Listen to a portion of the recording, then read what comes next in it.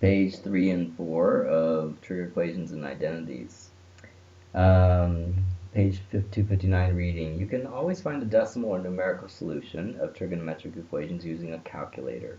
If the solutions are multiples of, what we're looking for here is pi over 6 and pi over 4, you can find an exact solution using algebra. This is called an analytical solution. Analytical solution. We use the periodicity of the trig functions to find all the solutions in the specified domain. Remember that sine x and cosine x have period 2 pi, and tangent x has period pi. Consider sine x equals 1. We know that one solution is pi over 2. What are three other solutions? So you put negative pi over 2, you put 3 halves pi, you could put 5 halves pi. Write the general solution using the integer k. So you could put pi over 2 plus k times pi, where k is any integer. Okay. Number 1. Solve for x on the domain 0 to 4 pi.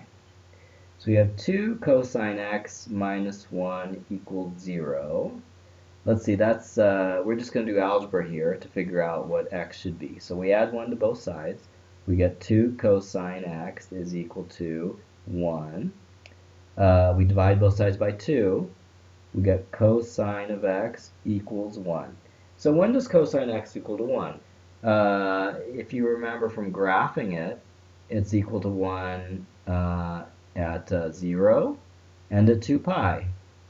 And then repeats every 2 pi afterwards. So for 0 to 4 pi, we would have 0, we'd have 2 pi, and we'd have 4 pi. Okay. What about C? Tangent of x equals 1. When does tangent of x equal 1? Now remember, tangent of x looks like this. There's the asymptotes. And remember that it equals 1 at pi over 4 and negative pi over 4. Okay, so between 0 and 4 pi, it would be at pi over 4. It would be at 3/4 pi, because every pi it would repeat.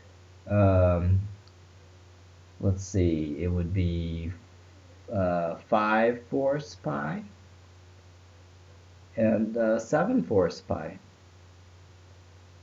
Okay. Number 2. Solve for x on the domain negative 2 pi to 2 pi. So we're going to add square root of 3 to both sides. And we'll get 2 sine x equals the square root of 3. Divide by 2 from both sides. You get sine x equals square root of 3 over 2. So when does sine x equal square root of 3 over 2? Let's see, oops. It would be this triangle, which is pi over 3. Pi over 3. So of course, let's see, it wouldn't be negative pi over 3 because that would be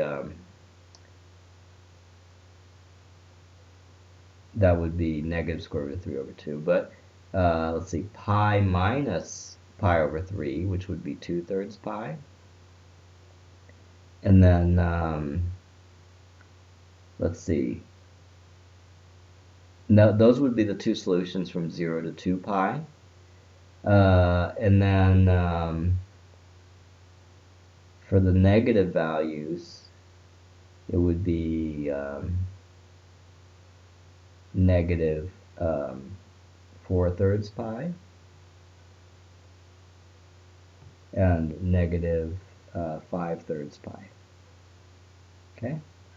Tangent of x equals negative 1. Oh, you know what? I did something wrong here. For this one here, I think I did negative 1 and 1. Okay, I need to be careful. So for this one, negative pi over 4 And let's see, so we wouldn't want this one. We wouldn't want this one. We just want pi over 4 and 5/4 pi. And then like, oh, we need one more. We need um,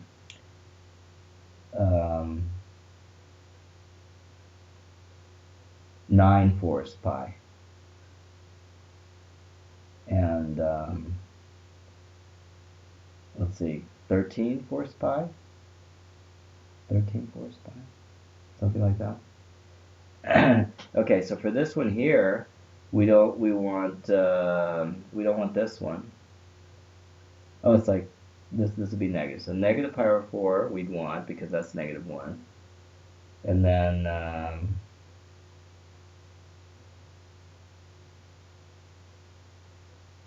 we would want every pi after that. So this would be 3 pi over 4, and this would be 7/4 pi. And on this side we would have negative 5/4 pi. So that would be tangent x equals -1.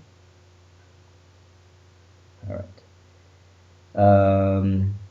Page 261.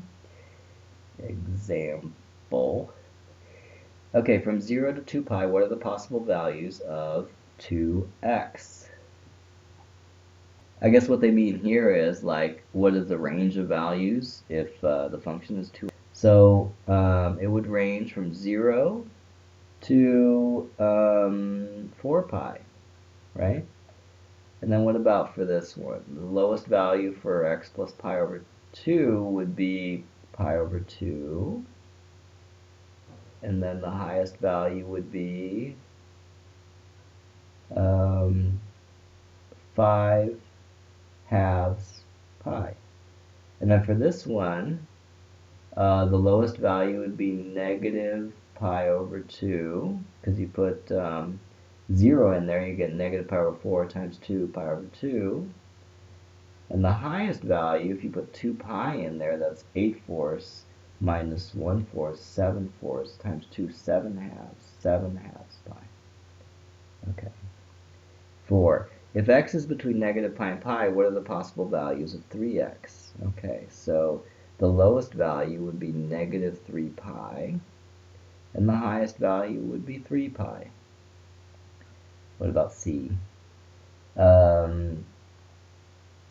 Negative pi in here would be negative pi minus pi over 2, so it would be negative 3 halves pi. And then the highest value would be pi minus pi over 2, it would be pi over 2. And then E, negative 2x. So the lowest value would be negative 2 times negative pi, and the highest value would be negative 2 times pi. So it kind of gets switched. This is the low value and this is the high value. So the lowest value is going to be negative 2 pi, and the highest value is going to be 2 pi. Okay. 5. Solve exactly for x between 0 and 3 pi. Cosine x equals 1/2. And let's see. So cosine of x looks like that, right? And in 3 pi, it basically has 1.5 cycles. So when is it equal to 1/2, which is about there? So we have 3 solutions.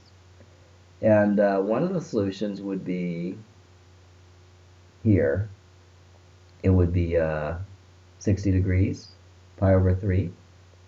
Another solution, no, this one would be negative, right? So the other solution would be here, which would be negative pi over 3, also known as 2 pi minus pi over 3, which is the same thing as 5/3 pi.